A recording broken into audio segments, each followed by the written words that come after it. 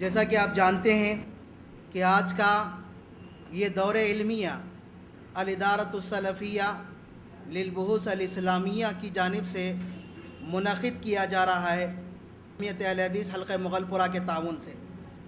آپ کو ہم بتاتے چلیں کہ الادارۃ السلفیہ للبحوث الاسلامیہ منہج سلف کے اشاعت کے لیے قائم کیا گیا ہے۔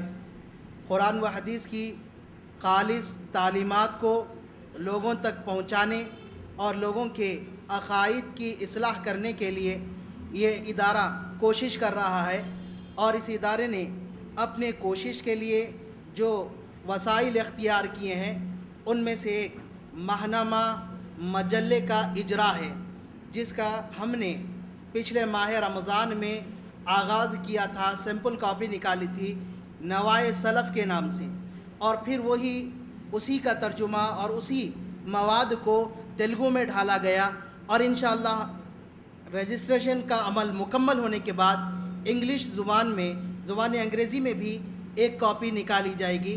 اس طرح انشاءاللہ ہماری جانب سے، ادارہ سلفیہ کی جانب سے 3 مجلے، ایک اردو میں، دوسرا تیلگو میں اور تیسرا انگریزی میں شائع کیا جائے گا۔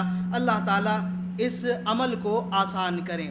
اب اس کے بعد یاد رہیں کہ ہندوستان میں علماء اہل حدیث کی بڑی گراں خدمات رہی ہے۔ ہر محاذ پر، ہر موقع پر، ہر وقت علماء اہل حدیث نے اپنی خدمات کو بڑھ چڑھ کر پیش کیا۔ جب قادیانیت کا فتنہ اٹھا تو سب سے پہلے مرزا غلام احمد قادیانی اور ان کے ماننے والوں کو کافر قرار دینے کے لیے مہم چلائی تھی محمد حسین بٹالوی رحمہ اللہ نے، اور سب سے پہلے اس فتوے پر دستخط کیے تھے میاں نذیر حسین محدث رحمۃ اللہ علیہ۔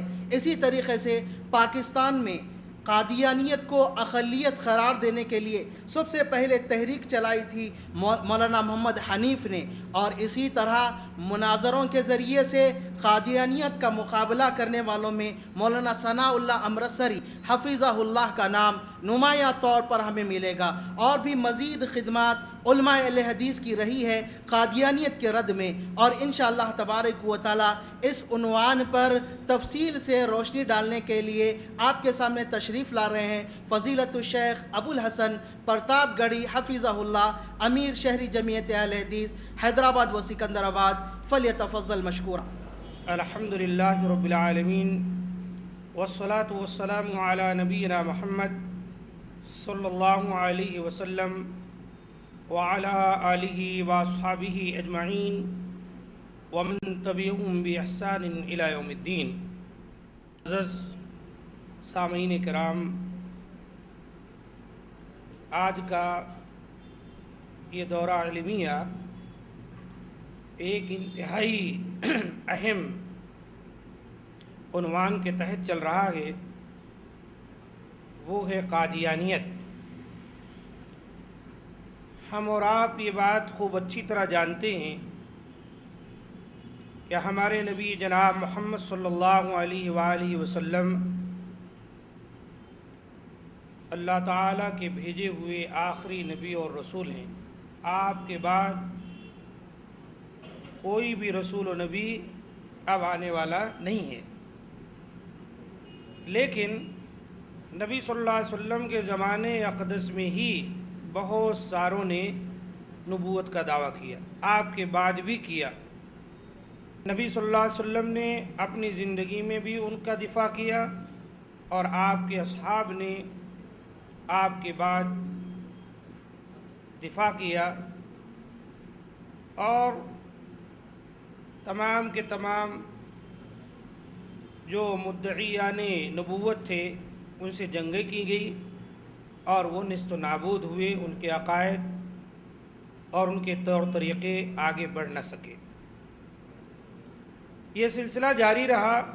ہر دور میں لوگ، کسی نے اپنے آپ کو مہدی موعود کے نام سے، تو کوئی مسیح کے نام سے، اس طرح لوگ وجود میں آتے رہے۔ یہ انتہائی افسوس کا مقام ہے کہ ہمارے ملک ہندوستان کے اندر بھی ایک شخص بالتدریج آہستہ آہستہ ترقی کرتے ہوئے اس حد تک گر گیا کہ اس نے نبوت کا دعویٰ کر دیا۔ یہ قادیان کا رہنے والا تھا، اسی لیے اسے قادیانی فرقہ یا قادیانیت سے موسوم کیا جاتا ہے۔ اس کے روک تھام میں اس وقت کے علماء کرام نے انتھک کوشش کی، بہت سی باتیں انشاءاللہ آگے آ رہی ہیں، اور اس سے مناظرہ بھی کیا، حتیٰ کہ مباہلہ بھی کیا گیا، اور خود اپنی زبانی جو اس نے مباہلہ کیا تھا کہ جو جھوٹا ہے سچے کی زندگی میں مر جائے، مرزا ثناء اللہ امرتسری رحمۃ اللہ علیہ یا اور ایک دوسرے اہل حدیث عالم کے مباہلے کی وجہ سے ان دونوں کی زندگی میں ہی دنیا سے رخصت ہو گیا اور بدترین موت مرا، جو اس بات کی کھلی نشانی ہے کہ وہ نبی اور رسول نہیں بلکہ وہ جھوٹا اور کذاب تھا۔ اس سلسلے میں ہم آپ کے سامنے چند باتیں رکھنے کی سعادت حاصل کر رہے ہیں، امید کی غور سے ان چیزوں کو سنیں گے اور اس فتنے کو جڑ سے اکھاڑ پھینکنے میں اپنا کردار ہم اور آپ ادا کریں گے۔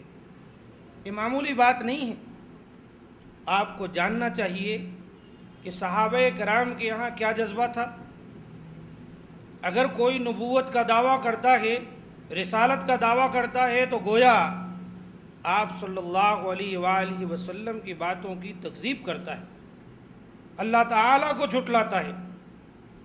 ایک واقعہ یاد آیا، جنگ بدر کے موقع پر حضرت عبد الرحمن بن عوف رضی اللہ تعالیٰ عنہ کہتے ہیں کہ میں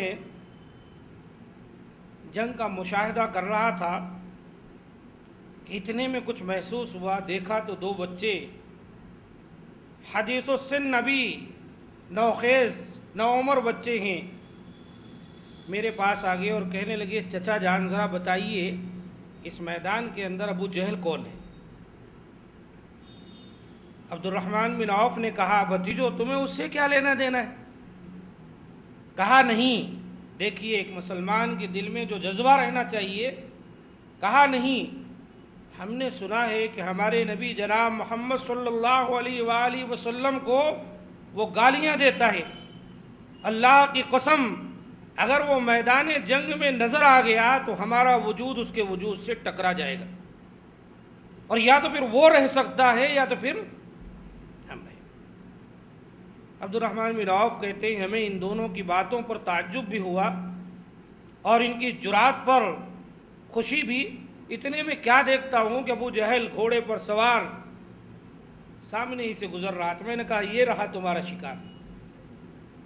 یہ دونوں ٹوٹ پڑے اپنی تلوار کے ساتھ اور ایک بارگی ایسا حملہ کیا کہ گھوڑے سے نیچے اس کو گرا دیا اور بے بس کر دیا، اب چلنے پھرنے کے لائق نہیں، تلوار سے اس کو تلوار کا زخم پہنچا کر فوری اپنی تلوار لیے ہوئے نبی معظم صلی اللہ علیہ وآلہ وسلم کی خدمت میں حاضر ہو گئے اور کہا یا رسول اللہ، وہ ابو جہل جو آپ کو گالیاں دیتا تھا، برا بھلا کہتا تھا، اس کو میں نے قتل کیا۔ دوسرا کہتا نہیں اللہ کے رسول میں نے قتل کیا۔ آپ صلی اللہ علیہ وسلم نے فرمایا بتاؤ تم دونوں نے اپنی تلواروں کو پوچھا تو نہیں، اس کا خون باقی ہے؟ آپ صلی اللہ علیہ وسلم نے دونوں کی تلوار دکھا اور کہا تم دونوں نے اس کو قتل کیا۔ میرے دوستو، ایک مسلمان کو ایسے غیور ہونا چاہیے، اپنے اسلام کے لیے، اپنے دین کے لیے، اپنے رب کے لیے، اپنے رسول کے لیے، اپنے اسلاف کے لیے ہمارے دل میں یہ جذبہ ہونا چاہیے کہ مجال کیا ہے کوئی ان کے اوپر انگلی اٹھائے، ان کو برا بھلا کہے۔ ایسی صورت میں لڑ مرنے کے لیے ایک مسلمان کو تیار ہو جانا چاہیے۔ اور یہ نبوت و رسالت پر ڈاکہ، یہ مرزا یا مرزا کے جیسے نہ جانے کتنے آئے، ڈالتے رہے لیکن وہ کامیاب نہیں ہوئے۔ اور آج اسی پر بس نہیں، یہ مرزائیت، یہ قادیانیت بڑے زور و شوروں پر جاری اور ساری ہے، اس کے روک تھام کے لیے ہمارے پاس کیا ہے؟ ہم تو مساجد کے در و دیوار تک محدود ہو چکے ہیں، ہماری بحثیں بعض اختلافی مسائل سے اوپر اٹھتی ہی نہیں ہیں، اور ہمارا علم جو ہمارے پاس ہے یہ اس قدر پنپتا ہی نہیں ہے کہ دین اسلام کے بربادی پر اور اس کو جڑ سے اکھاڑ پھینکنے کی جو کوشش اور کاوش میں لگے ہیں ان کے مقابلے میں ہم لوگ بھی آئیں، سامنے ہوں۔ کیوں؟ اس کی دو وجہ ہیں۔ ایک وجہ تو یہ ہے کہ اس سلسلے میں معلومات صحیح معنوں میں ہمارے پاس نہیں ہے، اور دوسری بات یہ ہے کہ دین اسلام کی بھی معلومات ہم کو اور آپ کو نہیں، جس وجہ سے لوگ شاید یہی سمجھتے ہیں یہ اللہ تعالیٰ کا کیسا انصاف ہو سکتا ہے، مرزا بھی اللہ کی لعنت ہو اس پر، اس نے بھی جو ہے ایسے ہی جاہل لوگوں کو، دیہات کے لوگوں کو یہی پٹی پڑھایا کہ دیکھو یہ اللہ کے انصاف کے خلاف ہے کہ ایک نبی آنے کے بعد اب دوسرا نبی رسول آئے گا ہی نہیں، کیسے ہو سکتا ہے؟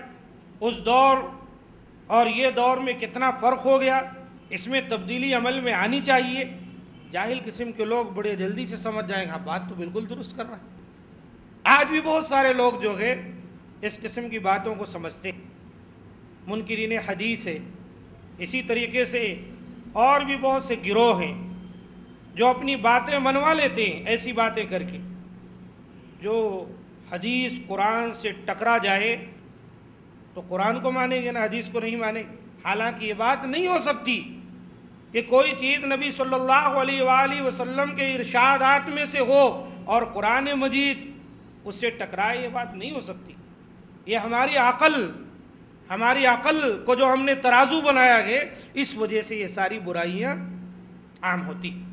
تو میرے دوستو، اس سلسلے میں معلومات حاصل کریں، اور آج کی جو یہ ٹیکنالوجی اور آج کی موجودہ سائنس اور ترقی سے بھرپور یہ میڈیا، ان تمام چیزوں پر صحیح معنوں میں دیکھا جائے تو ان لوگوں کا قبضہ ہو چکا ہے۔ آپ نیٹ پر جائیے، فرقہ احمدیہ کے تعلق سے ایک نہیں نہ جانے کتنے سائٹس آپ کو ملیں گی جس کے اندر انہوں نے اپنے مواد کو ڈالا۔ بلکہ ابھی لیٹسٹ جو نیوز ہے، جو خبر ملی ہے کہ بعض ایسے موبائل فون ہیں جس کے اندر احمدی فرقہ کا قرآن ہی رکھا گیا ہے کہ آپ اس کو ڈاؤن لوڈ کریں تو وہ آ جاتا ہے۔ ایسی صورتحال میں اس کے ترجمے کے اندر اور اس کے معنی اور مفہوم کے اندر قرآن مجید کے یہ کیسا کیسا گل کھلائیں گے، کیا کیا کریں گے، آپ اور ہم سمجھ نہیں سکتے۔ آج ہمارا نوجوان طبقہ وہ بیٹھ جاتا ہے انٹرنیٹ پہ، جہاں بھی اس کو جو چیزیں مل جائیں لا علمی کی وجہ سے ان کو حاصل کرنا شروع کر دیتا ہے، خود بھی گمراہ ہوتا ہے اور دوسروں کے گمراہی کا سبب بھی بنتا ہے۔ اس لیے میرے دوستو، چاہے وہ کتابی علم ہو، چاہے وہ انٹرنیٹ کا ہو، چاہے آپ کمپیوٹر پہ بیٹھیں یا کسی جو ہے جرائد یا کسی جو ہے میگزین، کوئی بھی چیز پڑھیں، یہ پہلے پتہ کر لیں کہ یہ چیز کس قدر درست ہے، اس میں جو باتیں ہیں وہ ثبوت کے اور دلائل کے لحاظ سے درست ہیں یا نہیں ہیں، اس کا جاننا بہت ضروری، ورنہ ہم گمراہ ہو جائیں۔ لا علمی بہت بڑی بلا ہے، اور اسی نے قوم و ملت کو تباہ اور برباد کیا ہے۔ آج ہمارے دشمن ہمارے ساتھ جنگ و جدال کرنے سے باز رہے، دوسرے علوم و فنون کا چسکا اور شوق ہمارے دلوں کے اندر ڈال کر دین اسلام سے بے رغبتی پیدا کر کے، قرآن و سنت سے دور کر کے، بڑی بڑی ڈگریوں اور بڑے بڑے شہادہ کے چکروں میں الجھا کر ہم کو اور آپ کو ہمارے دین اسلام سے دور کر دیں۔ آج ہمارے نوجوان طبقے کے افراد اور بہت سے خاندان یہ سمجھتے ہیں یہ مولوی بننے سے، حافظ بننے سے، دیندار بننے سے ملنے والا کیا ہے؟ یہ 2 ٹکے کا امام ملا جی جو ہے کیا کمائیں گے جس سے بیوی بچوں کے اخراجات اٹھا سکتے ہیں؟ ان کے بڑے بڑے شوق، موٹر گاڑیاں اور بڑی بڑی بلڈنگیں اور دنیا کی ترقی کے ساز و سامان، یہ فکر جو ہے بچہ پیدا نہیں ہوتا ہے جبھی سے والدین کو ستارے لگ جاتی، اجی پڑھائیں گے کیا؟ پیدا ہو گیا تو بار بار اس کے بارے میں گفتگو کرتے ہیں، اس کو کیا بنائیں گے اپن؟ یہ ساری چیزیں کہاں وہ ہمارے اسلاف تھے، صحابہ کرام، تابعین، تبع تابعین، محدثین اعظام، فقہا، جن کے یہاں بچوں کی باقاعدہ تعلیم و تربیت کے لیے قرآن و سنت ہی سب سے بڑا ان کے پاس سرمایہ تھا۔ ان کے یہاں خوشی جب ہوتی تھی جب بچہ بلوغت سے قبل ہی حافظ بن جاتا تھا، ان کے ہاں خوشی کا ماحول جب ہوتا تھا جب بلوغت کی عمر کو پہنچنے کے بعد اس کو ہزاروں حدیثیں یاد رہتی تھیں، بعض سند سنا سکتا تھا۔ آج ہم اور آپ کہاں ہیں میرے دوستو؟ اس لیے یاد رکھیں، کوئی قوم بھی دنیا کے اندر اگر ترقی کر سکتی ہے تو اس کے لیے انتہائی ضروری ہے کہ وہ علم حاصل کرے۔ علم کی بنیاد پر ہی ہم ترقی کر سکتے۔ اور ہماری ترقی کیا ہے؟ ہماری ترقی یہ ہے کہ ہم اللہ تعالیٰ کی جنت کو پا جائیں اور اس کے عذاب جہنم سے اپنے آپ کو بچا لیں۔ مسلمان کی پرواز یہ ہے۔ یہ دنیا کی کوئی اہمیت نہیں۔ ہمارے نبی جناب محمد صلی اللہ علیہ وآلہ وسلم نے دنیا کی جو حیثیت بتلائی، کیا بتلائی؟ آپ نے کہا تم میں کا کوئی آدمی اپنی انگلی کو سمندر میں ڈالے اور اس کے بعد دیکھے کہ اس کی انگلی میں کیا لگا ہے۔ یہ جو انگلی میں لگا ہے یہ دنیا ہے، اور یہ سمندر ٹاٹے مارتا ہوا اس کا پانی، اور یہ ساری چیزیں آخرت ہے۔ تو آخرت کے بدلے میں دنیا کچھ بھی نہیں۔ اس لیے میرے دوستو صحیح تعلیم حاصل کریں، اور قرآن و سنت کی تعلیم حاصل کرنے کے بعد آپ یہ سمجھ سکیں گے دین کیا ہے، بے دینی کیا ہے، اسلام کیا ہے، غیر اسلامی طور طریقہ کیا ہے، نبی اور رسول کے حقوق کیا ہوتے ہیں، نبی رسول کیوں آتے ہیں، پہلے نبی کون تھے، آخری رسول کون تھے، آخری نبی کون تھے، یہ ساری چیزوں کا علم ہوگا۔ اس لیے بہت ضروری ہے۔ آج یہی علم جو ہے عربی کے نام پر ہمارے کالج کے اندر، یونیورسٹیوں کے اندر عربی کے نام پر ایک سبجیکٹ داخل کر دیا جاتا ہے۔ ماں باپ بڑے خوش ہو جاتے ہیں، بیٹا عربی میں ماشاءاللہ عربی پڑھ رہے ہیں۔ وہ عربی صرف جو ہے زبان دانی کی حد تک محدود ہے، خود پڑھانے والے کو پتہ نہیں ہوتا وہ پڑھا کیا رہا ہے، اور پڑھنے والوں کو تو شاید اس میں کبھی اللہ رسول کا نام نظر آئے، ورنہ سب غائب رہتا ہے۔ یا اسی طرح عربی کے نام پر کوئی مولانا، امام صاحب یا مؤذن صاحب گھر میں آ کر تھوڑی دیر گٹرگوں کر دیے بچوں کے ساتھ، ماں باپ خوش ہو جاتے ہیں، جی بہت پڑھ لیا ہمارا بیٹا، قرآن ختم کر دیا۔ لیکن ساری زندگی قرآن مجید کیا ختم کیے، اس کے معنی اور مفہوم سے قاصر ہے۔ لیکن آج میرے دوستو ہمارے معصوم بچوں کے کندھوں پر ان کے وزن سے زیادہ بوجھ لادا گیا ہے یاسری علوم کا۔ اس کے اندر کوئی بھی ایسی کتاب نہیں جس کو بغیر معنی اور مفہوم کو نہ پڑھا جاتا ہو۔ سب جانتے ہیں اچھی طریقے سے کہ اس کا معنی کیا ہے، اس کو لکھایا جاتا ہے، اس کو رٹایا جاتا ہے اور لکھ کر دیا جاتا ہے ہوم ورک کی صورت میں۔ انگریزی میں بات کرنا، انگریزی میں گفتگو کرنا، مدرسے اور اسکول کا ماحول ایسا بنایا جاتا ہے۔ لیکن کس قدر افسوس کا مقام ہے کہ مسلمان قرآن و سنت کی جتنی باتیں سیکھتے ہیں اس میں کبھی غور نہیں کرتے کہ اس کے معنی اور مفہوم پہ غور کریں۔ ایک حافظ صاحب نے ایک مجلس کے اندر بڑے دھڑلے سے کہا میں 1 سال میں حافظ بن گیا۔ دوسرا شخص وہیں بیٹھا تھا، اس نے کہا مولانا یا حافظ صاحب آپ قل هو اللہ احد کا ترجمہ سنا دیجئے۔ حافظ صاحب بغل جھانکنے لگ گئے، ان کے بس میں نہیں تھی۔ مختصر سی سورہ قل هو اللہ احد جو بڑی معروف ہے، کم و بیش ہر بچے کو یاد ہے، اس کا ترجمہ تک سنانے سے قاصر ہیں وہ حافظ صاحب جو قرآن مجید کے 30 پارے پڑھ لی۔ تو میرے دوستو یہ علم جو اس طرح سے پھیلایا گیا، حافظ بن جائیے، عالم بن جائیے، بخاری کا دور چل رہا ہے، لوگوں کی پگڑیاں باندھی جا رہی ہیں، لیکن قاصر ہے خطبہ دینے سے، قاصر ہے عربی کی ایک عبارت حل کرنے سے، قاصر ہے قرآن مجید کے ایک آیت کو سنانے اور اس کے ترجمے اور شان نزول کو بیان کرنے سے۔ آپ بتائیے جب یہ ماحول ہوگا تو قوم ملت گمراہ نہیں ہوگی تو کیا ہوگی؟ تو میرے دوستو سب سے بڑی چیز علم ہے۔ اب یہاں پہنچنے کے بعد آئیے مرزائیت یا قادیانیت اس کا فتنہ کیا ہے اور ختم نبوت کے بعد اس نے جو دعویٰ کیا ہے اس کی حقیقت کیا ہے، اس پر روشنی ڈالتے ہیں۔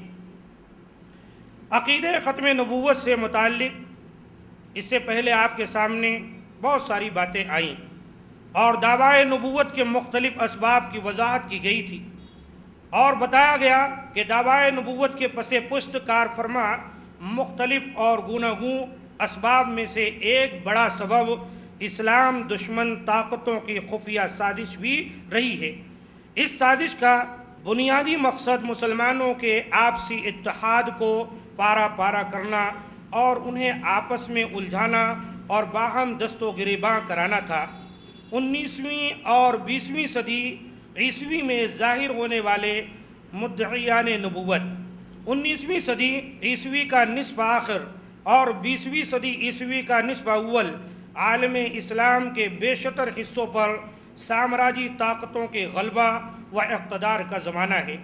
اس غلبہ و اقتدار کے نتیجے میں استعمار کو جا بجا مسلمانوں کی مزاحمت کا سامنا تھا۔ مسلمانوں کی مزاحمت کو کمزور کرنے اور سامراجیت کو مزید وسعت و ترقی دینے کے لیے سامراج کی طرف سے جو کوششیں بروئے کار لائی گئیں ان میں سے ایک چھوٹے مدعیان نبوت کو کھڑا کرنا بھی تھا، اور ان کے تبلیغی سرگرمیاں مسلسل جاری اور ساری ہیں اور امت کی ایک بڑی تعداد کی گمراہی کا سبب بن رہی ہیں۔ ہماری گفتگو کا موضوع آج قادیانیت ہے۔ کیوں ہے، کس لیے ہے؟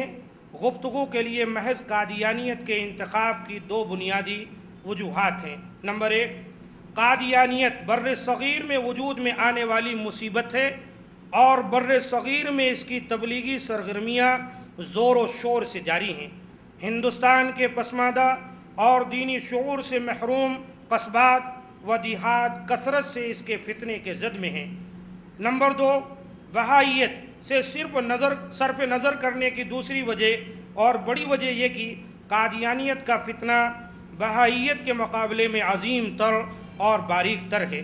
بہائیت کا جو ڈھانچہ ہے وہ ایک مستقل امت اور گروپ کا ہے، اور اس کے طور و طریق، انداز زیست اور طرز عبادت وغیرہ ساری کی ساری چیزیں امت مسلمہ سے الگ اور جداگانہ ہیں، جبکہ قادیانیت اپنی تمام حرکات و سکنات میں خود کو امت مسلمہ کے ایک گروپ کی حیثیت سے متعارف کراتی ہے اور چند سطحی شبہات کے بنا پر امت کے افراد کو دام تزویر میں پھانس لینے میں کامیاب ہو جاتی ہے۔ قادیانی نبوت کا آغاز اور پس منظر۔ بہرحال ہم اصل گفتگو کی طرف آتے ہیں۔ 19ویں صدی اور 20ویں صدی کا زمانہ دیگر بہت سے ممالک کی طرح ہندوستان پر بھی انگریزی سامراج کے تسلط کا تھا۔ انگریزوں نے ہندوستان کا اقتدار اصلاً مسلمانوں سے حاصل کیا تھا، اس لیے فطری طور پر وہ ہندوستان میں مسلمانوں کی مزاحمت کا نشانہ بنے ہوئے تھے، خصوصی طور پر اہل حدیث۔ انگریزی طاقت انتھک ٹینکوں نے اس پر بہت سنجیدگی سے غور کیا کس طرح مسلمانوں کی مزاحمانہ کارروائیوں کو سبوتاژ کیا جائے۔ برطانوی ہندوستان کے انگریزی دستاویز کے مطابق سن 1969 میں انگریزی حکام اور کلیسا کے سربراہان پر مشتمل ایک وفد ہندوستان آیا۔ اس وفد کا مقصد اس بات کا جائزہ لینا تھا ہندوستان میں انگریزی اقتدار کے استحکام اور سلطنت کے لیے مسلمانوں کی محبت کے حصول کے لیے کن وسائل کو بروئے کار لانا مناسب اور ضروری ہوگا۔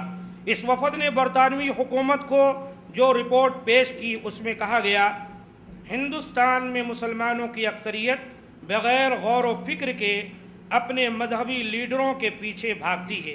اگر ہم کسی مدعی نبوت کو کھڑا کر دیں تو بآسانی وہ ایک بڑی جماعت کو اپنے گرد جمع کر سکتا ہے۔ ہاں، ایسے شخص کو پیدا کرنا اور اس کا حسب منشا استعمال ایک دشوار کن کام ہوگا۔ اس رپورٹ کے تقریباً 10 سال بعد ان کو غلام احمد قادیانی کی شکل میں اپنا مطلوبہ انسان مل گیا۔ قادیانی نبوت سراسر انگریزی نبوت تھی۔ قادیانی نبوت تمام تر انگریزی نبوت تھی۔ اس کی جنم داتا انگریزی حکومت تھی، اسی نے اس کو پروان چڑھایا اور اسی کی اس کو وحی وصول ہوتی تھی۔ فرشتے وحی انگریز کی شکل میں تشریف لاتا تھا۔ اسی حکومت کی ملک معظمہ کا ورود مسعود اور دیدار کشف میں ہوتا تھا۔ اس نبوت کا ساری کاوشوں، محنتوں اور محبتوں کا مرکز بس یہی انگریزی حکومت تھی۔ اس کی دشمنی اس کے لیے تھی اور اس کی دوستی بھی اسی کے لیے۔ اس کا اول بھی یہی حکومت تھی اور آخر بھی یہی، اور اس نبوت پر ایمان لانے والوں کی اکثریت کا تعلق بھی اسی حکومت کے وفاداروں اور نمک خواروں سے تھا۔ ان باتوں کی تصدیق کے لیے یہ قادیانی اقتباسات ملاحظہ فرمائیے، یعنی جو باتیں بیان کی گئیں یہ محض ہوائی نہیں ہیں، اس کے لیے خود مرزا قادیانی یا مرزائی اور قادیانی وغیرہ کی کتابیں یا خود ان کا جھوٹا نبی جو کچھ لکھا ہے وہ باتیں آپ کے سامنے پیش کی جاتی۔ غلام احمد قادیانی لکھتا ہے، سب سے زیادہ جو لوگ میری جماعت میں داخل ہوئے وہ انگریزی حکومت کے ممبر اور برطانوی حکومت میں اونچے عہدوں پر کام کرنے والے یا برطانیہ کے امیر لوگ یا برطانیہ کے تاجر یا انگلش میڈیم اسکولوں میں پڑھانے والے یا ایسے عالم فاضل لوگ جو ماضی میں انگریز حکومت کی خدمت کرتے رہے یا تاحال خدمت کر رہے ہیں۔ میری بات کا مقصد یہ ہے کہ میری جماعت کو بنانے اور اس کو پروان چڑھانے میں حکومت برطانیہ کا کلیدی کردار ہے اور اس کے انگنت انعامات اور احسانات ہیں۔ یہ کس نے کہا؟ یہ مرزا غلام احمد قادیانی کہا۔ چنانچہ مجھ پر اور ان تمام لوگوں پر جو میری پیروی کرتے ہیں لازم ہے کہ لوگوں پر حکومت برطانیہ کے احسانات واضح کریں اور اسی حکومت کی محبت لوگوں کے دلوں میں راسخ کریں۔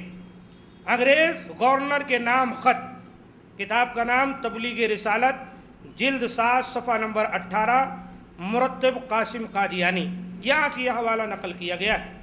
یہ مرزا کی اپنی زبان سے یہ بات ہے جو بتلاتی ہے کہ یہ بالکل جو ہے انگریزوں کا بنایا ہوا نبی، اور اس نے قبول بھی کیا کہ اس دور میں لوگ کیسے اس کے فتنے میں پڑے، اور یہاں اس بات کا بھی علم ہوا بڑے بڑے عالم فاضل جو لوگ یونیورسٹیوں میں پڑھاتے تھے محض اپنے روپے پیسے اپنے وقار کے لیے، یا عام جاہل قسم کے لوگ جنہیں کچھ معلوم نہیں تھا، انگریزوں نے باقاعدہ غور و فکر کر کے ایسے لوگوں کو وجود میں لایا اور یہاں سے یہ قادیانیت کو ہوا ملی۔ آگے بڑھتے ہیں۔ نمبر 2، میں نے فرشتے کو ایک نوجوان انگریز کے روپ میں پایا جس کی عمر سال سے کچھ اوپر ہو اور وہ کرسی پر بیٹھا تھا۔ میں نے اسے کہا، آپ بہت خوبصورت ہو۔ اس نے کہا، ہاں۔ یہ مرزا قادیان غلام احمد قادیانی تذکر وحی المقدس صفحہ نمبر 31 میں لکھا ہے۔ کیا کہتا ہے؟ میں نے فرشتے کو ایک نوجوان انگریز کی روپ میں پایا جس کی عمر سال سے کچھ اوپر ہو اور وہ کرسی پر بیٹھا تھا۔ میں نے اس سے کہا، آپ بہت خوبصورت ہو۔ اس نے کہا، ہاں۔ یہ ہے ان کا جو ہے جبریل، ان کا اپنا جبریل جو وحی لے کے ان کے پاس آتا تھا، نعوذ باللہ من ذالک۔ پھر وہ انگلش میں بولا، آئی لو یو۔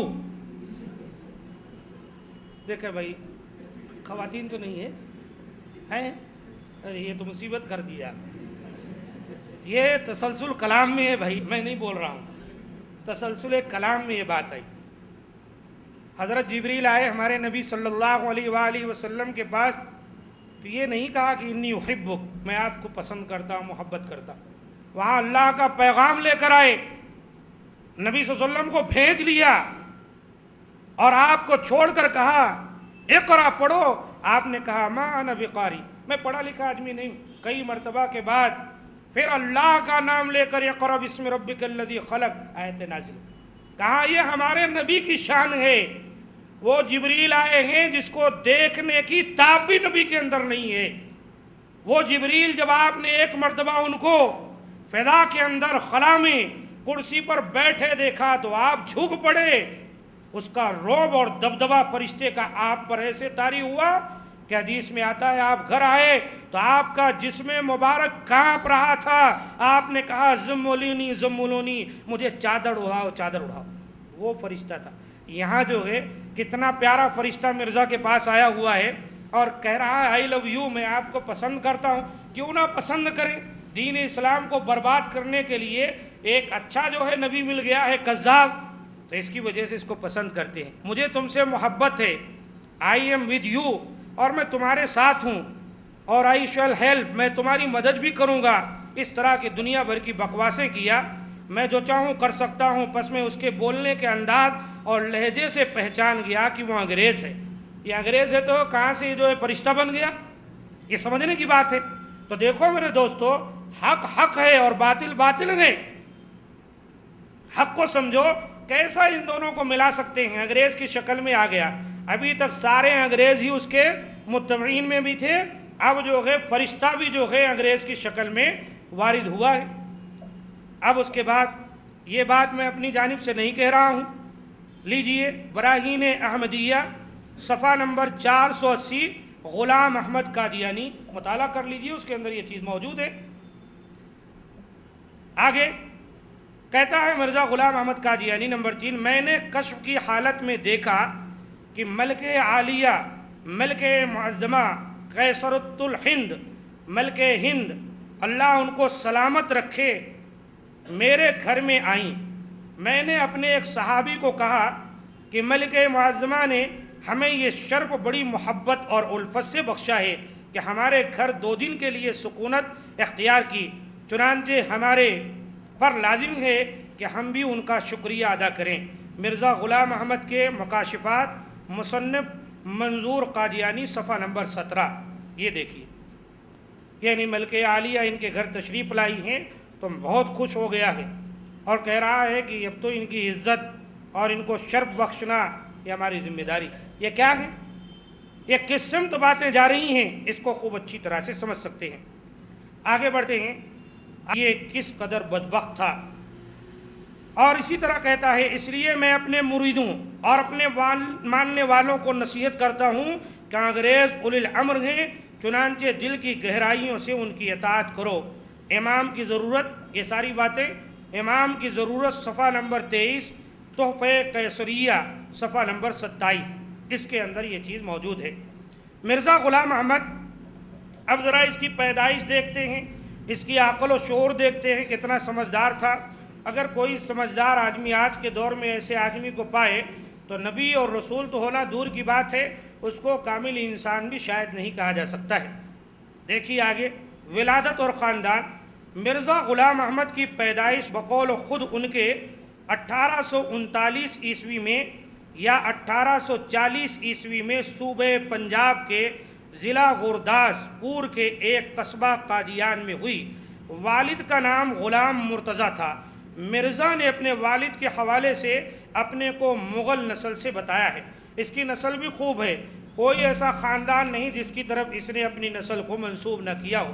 یہاں کہتا ہے مغل، بعد ازاں یہ اعلان کیا کہ بذریعہ کشف مجھے یہ بتلایا گیا کہ میں اصلاً فارسی الاصل ہوں، یعنی فارس کا رہنے والا ہوں۔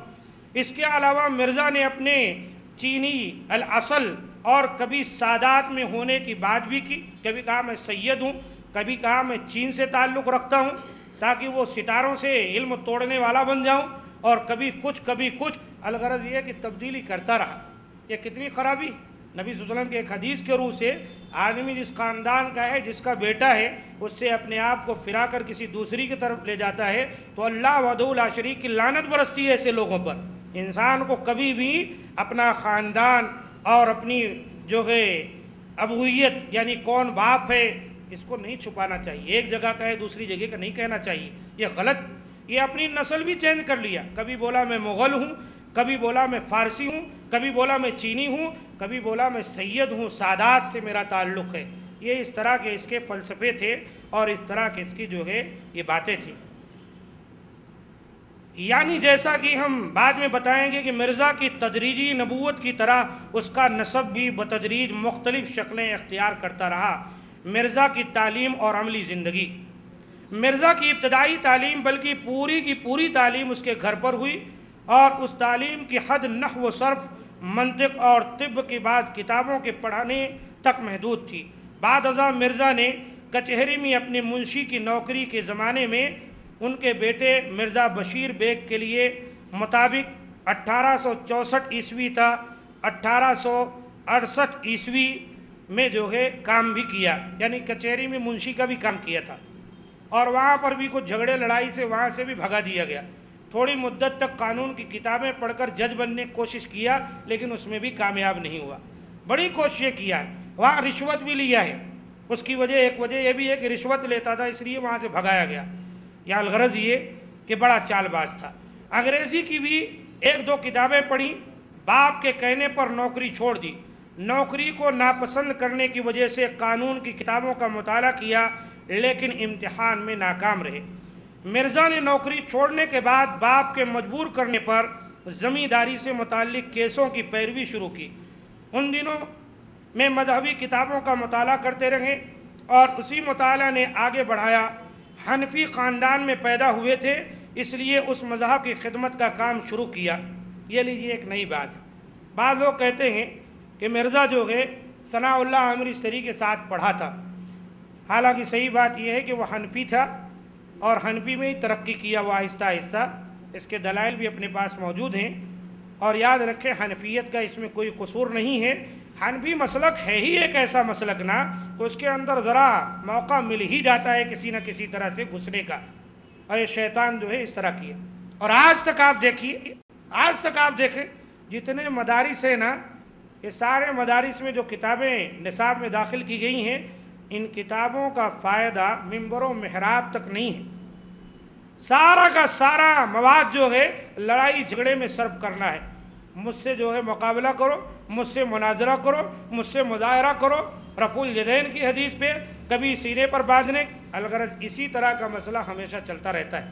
قوم ملت کی تعلیم کرنا، تربیت کرنا، قرآن و سنت سکھلانا، ان کو گمراہی سے نکال کر سیدھے راستے پہ لانا، آپ دیکھیں گے یہ کام کرنے کے لیے کوئی تیار نہیں۔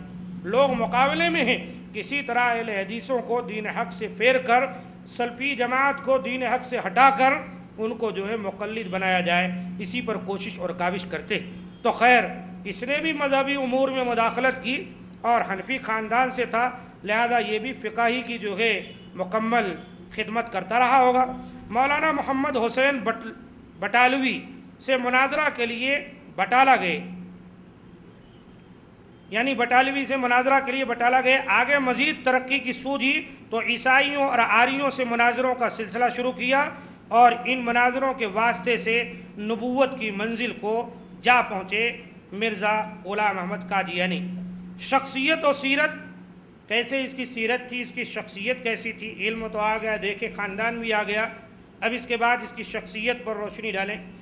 مرزا کی شخصیت اور سیرت کا جو نقشہ خود مرزائی اور قادیانی کتابوں کی روشنی میں سامنے آتا ہے، وہ یہ کہ مرزا خلقی اور خلقی اعتبار ہر قسم کے بے اعتدالیوں اور کمزوریوں کا مجموعہ تھا، یعنی پیدائشی اعتبار سے بھی خلقی و خلقی، یعنی پیدائشی اعتبار سے بھی اور اخلاقی یعنی سیرت کے اعتبار سے، ہر دو اعتبار سے یہ جو ہے بالکل ایک دم عجیب و غریب قسم کا انسان تھا۔ آگے باتیں آ رہی ہیں، دیکھیے آپ۔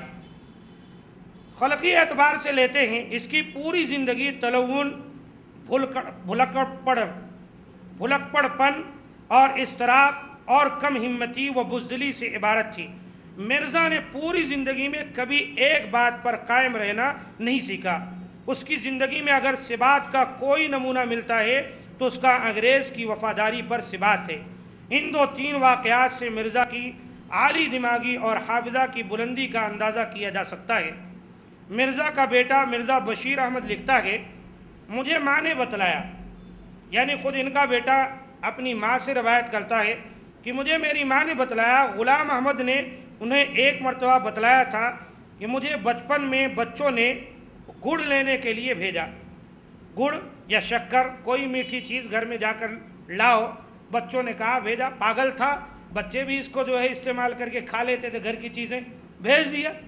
گیا جو ہے دوڑ کر گھر میں، کسی سے پوچھے بغیر وہاں نمک جو ہے پیسا ہوا رکھا ہوا تھا، اور وہ نمک جو ہے دیکھا اور اٹھا کر جلدی سے اپنے جیب کے اندر بھر لیا اور گھر سے بھاگا۔ باہر آنے کے بعد جیب میں ہاتھ ڈالا اور شکر سمجھ کر منہ میں پورا بھر لیا اور کھایا تو منہ جو ہے پورا ایک دم ظاہر سی بات ہے کیا حالت ہوئی، بے ہوش ہو کے گر گیا، اور اسے بڑی تکلیف ہوئی اور اس کو شکر سمجھ کر لایا تھا اور نمک تھا وہ۔ سیرت مہدی جلد 1 صفحہ 226۔ حال یہ ہے کھانے کی چیز میں بیچارے کو نہیں معلوم یہ نمک ہے کہ شکر ہے گھر کے اندر، یہ نبوت کا دعویٰ کر رہا ہے، یہ کہہ رہا ہے قرآن ہمارے پاس آتا، فرشتہ آتا ہے، یہ جو ہے اتنی بڑی تحقیق کی باتیں کرتا ہے۔ جس بیچارے کو کھانے میں تمیز نہ ہو، جیب میں کیا بھر کے لایا، منہ میں سیدھا ٹھونس لیا اور اس کو کھا لیا، تھوک دیا، پیٹ میں درد ہوا، یہ ہے اس کی جو ہے اعلیٰ ضربی کہہ لیجئے یا پیدائشی اعتبار سے کتنا مکمل تھا، اندازہ لگائیے۔ نمبر 2، مرزا غلام احمد نے مولوی محمد علی کو چھڑی پکڑائی۔ چھڑی جانتے ہیں آپ لوگ؟ چھڑی کہتے ہیں ڈنڈا، اکثر پرانے لوگ دیہات کے ڈنڈا ونڈا لے کے چلتے تھے، تو چھڑی پکڑائی۔ اندر جا کر واپس آیا مرزا، تو مولوی نے آپ کو چھڑی واپس کی، مولانا کو چھڑی دی، اندر گیا، واپس آنے کے بعد مولانا نے اس کی چھڑی واپس دی، تو حضرت صاحب نے چھڑی ہاتھ میں لے کر اسے دیکھ کر کہا یہ کس کی چھڑی ہے؟ یہ کیا ہے؟ عرض کیا حضور آپ کی یہ بھی دے کر گئے، آپ نے کہا میں تو سمجھا میری نہیں، یعنی اس کو یہ بھی ہوش نہیں ہے کہ ابھی جاتے ہوئے میں ڈنڈا حضور کو پکڑایا تھا، واپسی پر وہ میرا ڈنڈا لوٹا رہے۔ وہ کہا میں سمجھا میرا ڈنڈا ہی نہیں ہوتا۔ یہ تو حالت ہے اس کی، اپنی چھڑی مدت سے اپنے ہاتھ میں رکھتا تھا، لیکن بیچارہ اتنے سی وقت میں بھی چھڑی لینا بھی بھول گیا، اور یہ بھی بھول گیا کہ میرا ڈنڈا ہے میری چھڑی۔ یہ بھی جو ہے خالی جو ہے ایسے ہی ہوا کی باتیں نہیں ہیں۔ سیرت مہدی جلد 1 صفحہ نمبر 245 پر آپ اس واقعے کو بھی دیکھ سکتے ہیں۔ آگے اسی طریقے سے ایک مرتبہ غلام احمد نے ملازم کو کہا جوتا ڈھونڈو۔ دیکھیں کتنا حافظہ مضبوط تھا اس کا، خیال کیجیے، جوتا ڈھونڈو، ایک جوتا کہیں گر گیا ہے، ملازم بیچارہ ڈھونڈ ڈھونڈ کر تھک گیا، ادھر ادھر یہاں وہاں ہر جگہ ڈھونڈا، تو کہنے لگے اوہ جوتا مل گیا مل گیا، وہ تو پاؤں میں ہی تھا۔ لو کہ حافظہ تھا۔ دیکھیے یہ ہے وقت کے نبی، سچ ہے اللہ تعالی پر جو جھوٹ بہتان باندھتے ہیں نا، تو ان کے پاگل پنے کی نشانی خود ان کی اپنی زندگی ہو جاتی۔ بیچارہ جوتا پہنا ہوا ہے اور جوتا تلاش کرو نہیں ملا تو غور، ارے پاؤں میں جوتا ہے بول کے بول رہا ہے۔ یہ بات بھی جو ہے حیات نبی جلد 1 صفحہ 191 از یعقوب قادیانی نے لکھی ہے۔ یہ رہا ان کا حافظہ۔ اور جہاں تک مرزا کی خلقی یعنی اخلاقی کیفیت، یہ تو خلقی تھی، یعنی اس کے پیدائش کے لحاظ سے کتنا مضبوط تھا، وہ باتیں ہوئیں۔ اب جو ہے اس کے اخلاق عالیہ کیا تھے، اخلاقی حالات کی بات ہے تو اس سلسلے میں ان کا سب سے نمایاں جھوٹ ہے۔ انسانی تاریخ میں شاید ہی کسی شخص نے اتنا جھوٹ بولا ہو جتنا مرزا الہامات، معجزات، کشف و کرامات کے الفاظ استعمال کر کے جھوٹ بولا۔ مولانا ثناء اللہ امرتسری نے قادیانیوں کے ایک مجمع میں مرزا کا تعارف ان لفظوں میں کرایا تھا کہ میرے معشوق کے 2 ہی نشاں ہیں، اور صحیح کہیں میں پڑھا تھا میرے معشوق کے 2 ہی پتے ہیں اور نشاں ہیں، کوئی بات نہیں، میرے معشوق کے 2 ہی نشاں ہیں، زباں پر گالیاں مجنوں سی باتیں۔ یعنی آج جن معشوق کے لیے میں حاضر ہوا ہوں اتنے خوبصورت تھے، اب اس کا نیٹ پہ جو اس کی تصویر بھی ہے، دیکھے تو کھانا نہیں ملے گا آپ کو، دیکھنا نہیں آپ لوگ، ٹھیک ہے؟ تو یہ جو ہے اتنا خوبصورت تھا کہ مرزا قادیانی سے مناظرہ کے لیے ثناء اللہ امرتسری رحمۃ اللہ علیہ گئے تھے، تو کہا کہ یہ تو میرا معشوق ہے، اسی کے لیے آیا ہوں میں۔ کہا میرے معشوق کے 2 ہی نشاں ہیں، زباں پر گالیاں مجنوں سی باتیں، زباں پر دیکھ گالیاں بکتا رہتا، مجنوں کی طرح ناچتا کوتا رہتا، اس کے علاوہ اس کو اور کوئی چیز نہیں آتی تھی۔ یہ تھی جو ہے مرزا صاحب کی اخلاقی کیفیت۔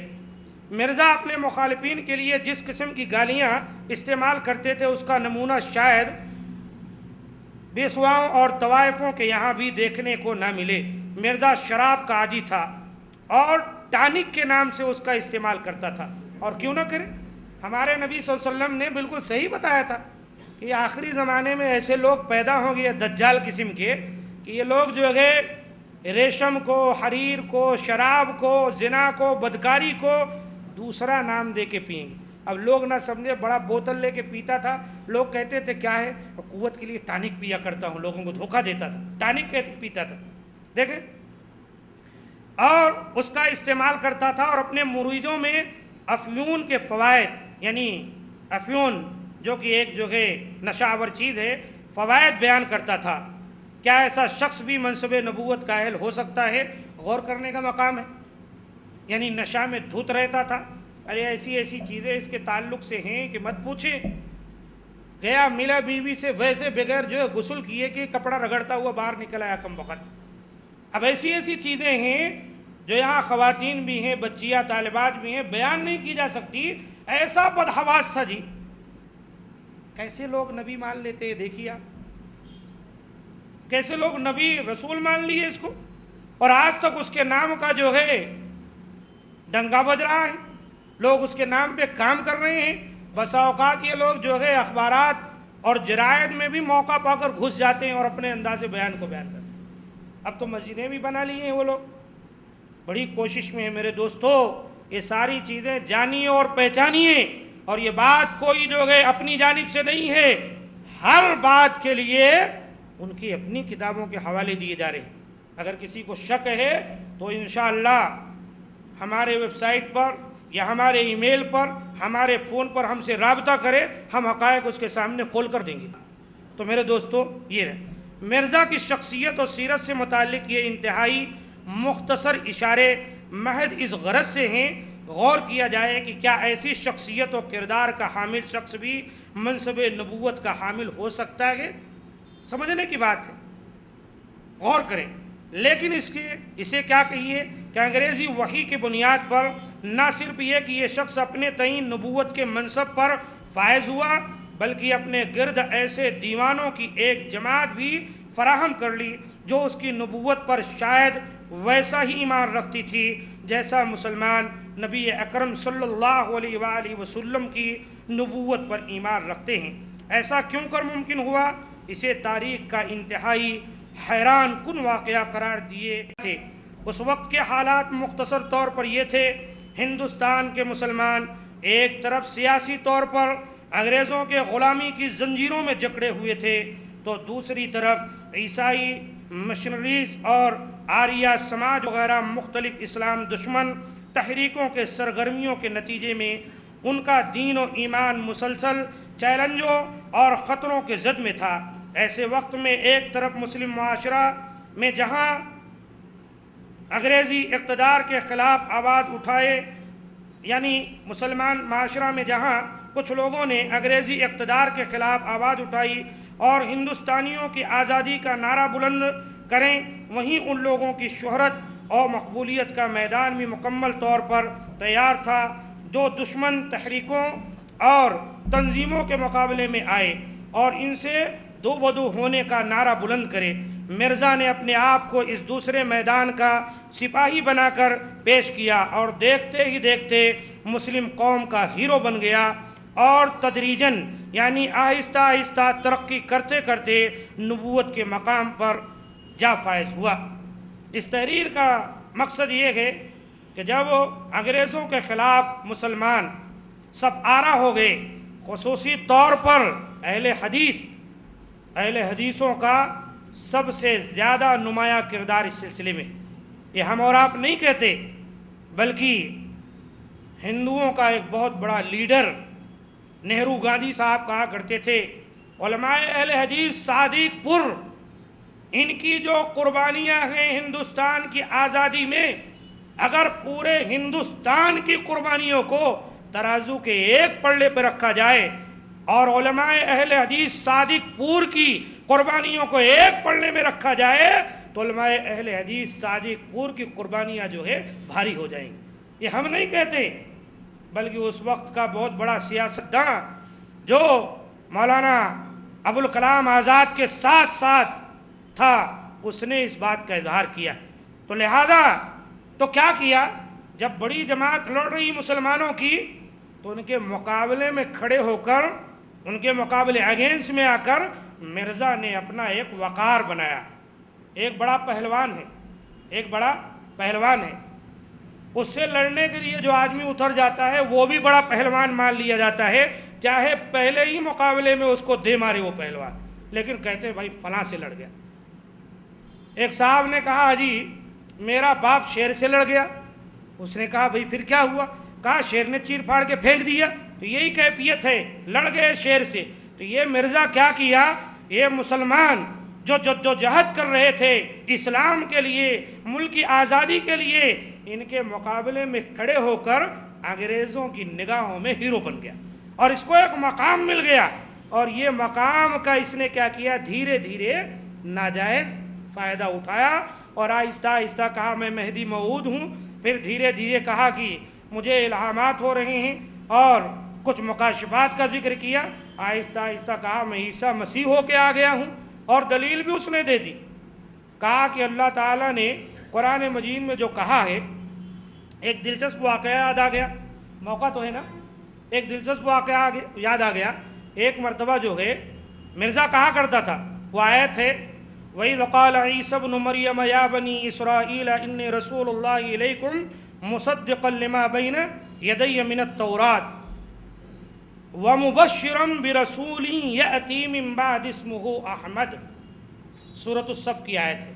اس کے اندر جو ہے یہ ہے، یاد کرو جب عیسیٰ بن مریم نے بنی اسرائیل سے کہا کہ میں اللہ کا رسول ہوں یقیناً، اور میں اس چیز کی بھی تصدیق کرتا ہوں جو میرے سامنے ہے، یعنی تورات جو موسیٰ پر نازل ہوئی، اور اسی طریقے سے اپنے بعد میں ایک رسول کی بشارت دیتا ہوں، ایک رسول کی بشارت دیتا ہوں جو میرے بعد آئے گا، جس کا نام احمد ہوگا۔ مرزا کیا کیا، کہا میرا نام احمد ہے۔ تو اسی نام سے کہا، اس کے اندر محمد تو نہیں احمد، جبکہ واضح سی بات ہے کہ نبی صلی اللہ علیہ وسلم کا ایک نام احمد بھی ہے، بڑی واضح بات ہے، قرآن میں بھی ہے، اور آپ کی سیرت پڑھیں گے تو آپ دیکھیں گے آپ کا ایک نام محمد تھا تو ایک نام احمد بھی ہے، اور بھی کئی نام آپ کے۔ تو ایک مناظرے میں کیا ہوا، ثناء اللہ امرتسری رحمۃ اللہ علیہ مقابلے میں تھے، یا کہیں کسی کتابی مناظرہ تحریری ہوا ہوگا، جو کچھ بھی ہے، تو اس نے کہا کہ جو ہے میں احمد ہوں۔ تو ثناء اللہ امرتسری رحمۃ اللہ علیہ نے کہا تیرا نام تو تیرے ماں باپ نے مرزا غلام احمد رکھا ہے، اور رکھا ہے، تو احمد کا غلام ہے، احمد کیسے ہے؟ کہنے لگا نہیں نہیں، غلام نہیں، غلام نہیں، وہ غلط ہے، میں احمد ہوں۔ تو ثناء اللہ امرتسری رحمۃ اللہ علیہ نے کہا ٹھیک ہے، تو دیکھ میرا نام بھی میرے والدین نے ثناء اللہ رکھا ہے، اب میں بھی ثنا چھوڑ کے اللہ ہوں، اور میں کہتا ہوں تجھے میں نے نبی نہیں بنایا۔ منہ رکھ دیکھتے رہ گیا، خاموش ہو گیا۔ ثناء اللہ امرتسری رحمۃ اللہ علیہ ایسا کہنا نہیں چاہیے، لیکن حالات کے اعتبار سے کبھی کبھی ایسی باتیں کرنی پڑتی۔ ثناء اللہ امرتسری رحمۃ اللہ علیہ سے ایسے لوگ کبھی کبھی کیا کرتے تھے کٹ حجتی۔ ایک بار جو ہے ایک آریہ سماج کا کوئی آدمی جو ہے کھڑا ہو گیا، کہا آج تو میں مولانا کو ہرا کے ہی دم لوں گا۔ کہا ٹھیک ہے، کہا مولانا یہ بتائیے یہ زمین ہے، اس کے نیچے کیا ہے؟ مولانا کہا اس کے نیچے پتھر، اس کے نیچے کیا ہے؟ پانی، اس کے نیچے کیا ہے؟ اس کے نیچے، اس کے نیچے، اس کے نیچے کچھ مرویات ہیں، ایک گائے ہے، اس کے سینگ پر یہ پوری زمین قائم ہے۔ اس طرح کی جو ہے بکواسیں ہیں، پرانی کتابوں میں، قدیم کتابوں میں افسانوی طور پر یہ باتیں ملتی۔ بار بار کہہ رہا ہے کہ اس بس یہی کہہ رہا ہے اس کے نیچے کیا ہے، اس کے نیچے کیا ہے، اس کے نیچے کیا ہے۔ ایک مقام پر پہنچنے کے بعد ثناء اللہ امرتسری رحمۃ اللہ علیہ نے کہا اس کے نیچے تیری ماں ہے، اس کے اوپر میرا باپ ہے۔ منہ بند کر لیا۔ تو کبھی ایسی کیفیت ہونی پڑتی، اور ہمارے صحابہ کرام نے بھی کیا۔ آپ کو یاد ہوگی، آپ یہ نہ سمجھیں کہ باتیں بس ایسے ہی مولانا داڑھی والے ہیں نعوذ باللہ کیا بول رہے ہیں، ایسا نہیں۔ ہمارے صحابہ کرام بھی نبی صلی اللہ علیہ وسلم کی شان میں گستاخی کے وقت ایسے الفاظ نکالیں۔ جنگ حدیبیہ کے موقع پر صلح کی باتیں چل رہی تھی، مکے سے کچھ لوگ آئے اور نبی صلی اللہ علیہ وسلم پر پل پڑے۔ آپ صلی اللہ علیہ وسلم چاہ رہے تھے جھگڑے لڑائی نہ ہو اور بات ٹل جائے، یہاں تک کہ آپ کی داڑھی مبارک تک بھی ہاتھ لگا دیا ایک نے۔ حضرت ابوبکر صدیق کو تاو آیا، کہا چھوڑ، نبی صلی اللہ علیہ وسلم کی داڑھی چھوڑ، جا اپنے بت منات اور لات کی جو ہے شرمگاہ چوس، ہٹ یہاں سے، چھوڑ نبی کو۔ اس طرح کے الفاظ جو ہے حضرت ابوبکر صدیق نے کہے ہیں۔ کیوں؟ نبی کی شان میں گستاخی ہو رہی ہے، تو حضرت ابوبکر صدیق کو یہ برداشت نہیں ہوئی یہ بات، تو اس طرح صحابہ کرام کبھی کبھار ایسی باتیں کہا کرتے تھے. اس لیے ایک آدمی کو چاہیے جب مناظرہ ہو رہا ہے، جب باتیں ہو رہی ہیں، وہاں حالات کیسے ہوتے ہیں کہنے پڑتے ہیں. اب ایک اور جو ہے مناظرے کی بات آئی، اہل حدیثوں نے جو مناظرے کیے ہیں معمولی نہیں. ثناء اللہ امرتسری رحمۃ اللہ علیہ کے بارے میں آتا ہے، ایک مرتبہ عیسائیوں نے، پادریوں نے ایک مناظرہ رکھا لال قلعہ دلی کے اندر، اور اس کے اندر پابندی لگا دی. کیا پابندی لگائی؟ کہ ثناء اللہ امرتسری کے علاوہ جتنے آ سکتے ہیں آ جائیں. اور اس کے اندر کیا اس نے رکھا؟ کہا یہ کہ حضرت عیسیٰ علیہ السلام اللہ کے بیٹے نہیں ہیں. دلائل سے نہیں، عقلی اعتبار سے یہ بات ثابت کرنی. دلیل ہم نہیں مانتے، قرآن کی آیت ہم مانتے ہی نہیں. تمہارے قرآن تمہارے نبی کو، تو کیوں اس کو پیش کرتے؟ اس طرح کی باتیں کیا تو ثناء اللہ امرتسری پر پابندی تھی، نہیں جا سکتے تھے. لیکن مولانا سے کہاں برداشت ہونے والا تھا. مولانا کیا کیے، اچھا اپنا حلیہ بدلے. وہ کدو کے پہلے جو ہے کشکول آیا کرتے تھے وہ لے لیے، تسبیح وسبیح لٹکائے، ڈنڈا لیے، گیرو سے اپنی داڑھی رنگ لیے، بڑا چنن لگا لیے، اور ایک جو ہے سادھو سنت کی شکل میں پہنچ گئے. وہ وہاں پہ بڑے بڑے علماء، کئی علماء جو ہے بحث کر رہے ہیں، مانتا ہی نہیں. ادھر کی بات کریں، قل هو اللہ احد اللہ الصمد لم یلد ولم یولد ولم یکن له کفوا احد. اللہ ایک ہے، بے نیاز ہے، نہ پیدا کیا نہ پیدا کیا گیا، اس کا کوئی ہمسر ہی نہیں. مانتا ہی نہیں تھا وہ. ثناء اللہ امرتسری رحمۃ اللہ علیہ گئے تو روکے گئے گیٹ پر. کہاں چلے؟ چننداری بابا. کہ سناؤں، ترکوں سے ایک زمانے سے یہاں پر چل رہا ہے، ہم بھی چاہے کہ ذرا اس میں شامل ہو جائیں. بابا سمجھ کے چھوڑ دیا. ثناء اللہ امرتسری رحمۃ اللہ علیہ اندر جا کے ذرا غور سے دیکھ لیے اسٹیج کہاں ہے. اپنی دھوتی ہوتی ذرا ڈھیلی کیے، لگوٹ مارے، کمنڈل ومنڈل رکھے، اور وہیں سے دوڑتے ہوئے سیدھا اسٹیج پر جا کے براجمان ہو گئے، کھڑے ہو گئے. ارے وہ دیکھا یہ کون ہے؟ کہا میں عیسیٰ کا دادا ہوں. کہا کیوں؟ کہا بس میں دادا ہوں، اگر باپ ہو سکتا تو دادا بھی ہوگا نا. عقلی طور پر جھٹلاؤ، کیا ہوتا کسی کا باپ ہے تو اس کا دادا نہیں؟ تالیاں بج گئیں، نعرے اللہ اکبر سے جو ہے پورا گونج گیا میدان، اور مسلمان جو ہے الحمدللہ فاتح ہو گئے.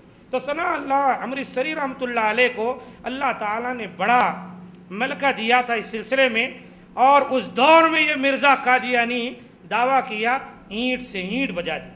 اور اس کو جو ہے جب تک آخری سانس اس کی باقی رہی ہے، ثناء اللہ امرتسری رحمۃ اللہ علیہ اس کو سکون سے بیٹھنے نہیں دیے. کہا کرتا تھا کہ جتنی تکلیف مجھے ثناء اللہ پہنچایا ہے اتنی تکلیف کوئی نہیں پہنچایا. آگے باتیں آ رہی ہیں. تو یہ باتیں چند باتیں اس طرح آ گئی تھیں.